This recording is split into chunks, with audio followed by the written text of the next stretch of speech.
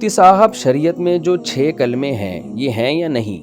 میں نے کسی سے سنا کہ 6 کلمے نہیں ہیں۔ یہ 6 کلمے تو حدیثوں سے ثابت ہیں، مگر ان کے نمبر ثابت نہیں ہے کہ یہ پہلا کلمہ ہے، یہ دوسرا کلمہ ہے، یہ تیسرا کلمہ ہے، یہ چوتھا کلمہ ہے، یا 5واں کلمہ ہے، یہ 6ٹھا کلمہ ہے۔ یہ نمبر بعد میں سہولت کے لیے کسی نے لگا دیے ہیں تاکہ لوگوں کو ذکر کرنے میں اور یاد کرنے میں آسانی ہو۔ تو جیسے لا الہ الا اللہ ایک کلمہ ہے، اشہد ان لا الہ الا اللہ وحدہ لا شریک لہ اشہد ان محمدًا عبدہ ورسولہ، یہ الگ حدیث سے ثابت ہے۔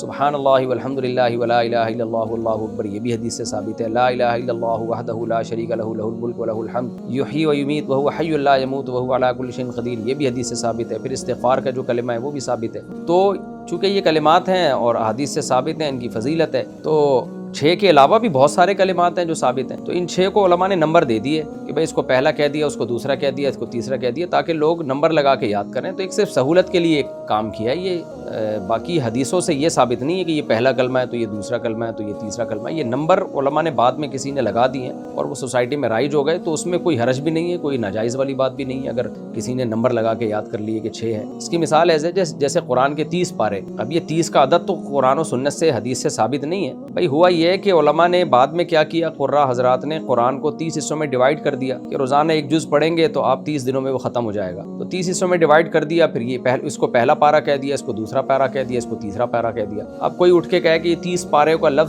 کا لفظ قرآن سے ثابت نہیں ہے تو لہذا یہ پارے ہی ختم کر دو، تو بھائی یہ کس نے کہا کہ ثابت ہے؟ یہ تو لوگوں کی سہولت کے لیے 30 جز بنا دیے اس کے، اسی طرح رکوع بنا دیے، تو یہ صرف لوگوں کی ایک سہولت کے لیے کام ہے تاکہ لوگ عدد جب سامنے ہوتا ہے نا تو اس کو فوکس کر کے یاد کرنا آسان ہوتا ہے، تو صرف یہ ہے۔ تو اس لیے یہ نمبر قرآن و سنت سے ثابت نہیں ہے، یہ بعد میں کسی نے لگا دیے اپنی سہولت کے لیے۔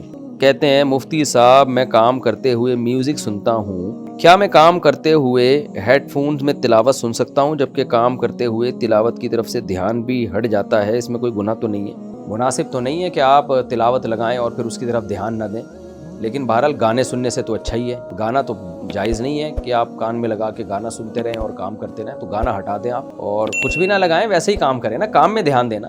تو پھر بھی سننا ہے تو پھر تلاوت بہتر ہے، بہرحال گانا تو بالکل ہی حرام ہے، لیکن میرے خیال میں یہ بھی ایک طرح کی تلاوت کی بے ادبی ہے کہ آپ وہ لگائیں اور اپنے کاموں میں مشغول رہیں، اس سے قرآن کی بے قدری پیدا ہونے کا خطرہ ہوتا ہے۔ میں یہ نہیں کہہ رہا کہ ناجائز ہے، لیکن اس سے بہتر یہی ہے کہ تلاوت جب لگائی جائے تو پھر غور سے اس کو سنا جائے بیٹھ۔